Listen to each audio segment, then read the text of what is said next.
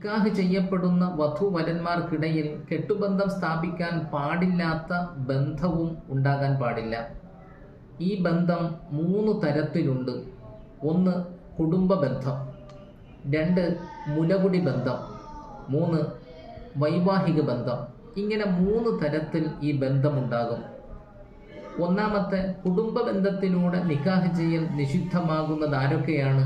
നമ്മുടെ ഫുഖഹ രേഖപ്പെടുത്തുന്നു, ഫഹീന ഇതിൻ യഹ്റുമു നിക്കാഹു ഉമ്മിൻ വ ബിന്തിൻ വ ഉഖ്തിൻ വ ബിന്തി അഖിൻ വ ഉഖ്തിൻ വ അമ്മത്തിൻ വ ഖാലത്തിൻ.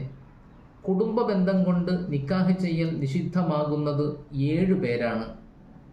1 മാതാക്കൾ, മാതാക്കളെ നിക്കാഹ് ചെയ്യൽ നിഷിദ്ധമാകും. 2 പുത്രിമാർ, പെൺമക്കളെ നിക്കാഹ് ചെയ്യൽ നിഷിദ്ധമാകും. 3 സഹോദരിമാർ, സഹോദരിമാരെ നിക്കാഹ് ചെയ്യൽ നിഷിദ്ധമാകും.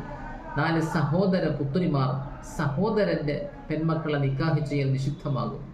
5 സഹോദരി പുത്രിമാർ, സഹോദരിമാരുടെ പെൺമക്കളെ നിക്കാഹ് ചെയ്യൽ നിഷിദ്ധമാകും. 6 പിതൃ സഹോദരി, ബാപ്പയുടെ സഹോദരിമാരെ നിക്കാഹ് ചെയ്യൽ നിഷിദ്ധമാകും. 7 മാതൃ സഹോദരി, ഉമ്മയുടെ സഹോദരിമാരെ നിക്കാഹ് ചെയ്യലും നിഷിദ്ധമാകുന്നതാണ്.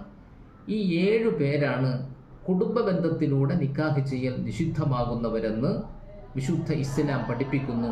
ഫത്ഹുൽ മുഈൻ 349 പേജ് നോക്കിയാൽ കാണാവുന്നതാണ്.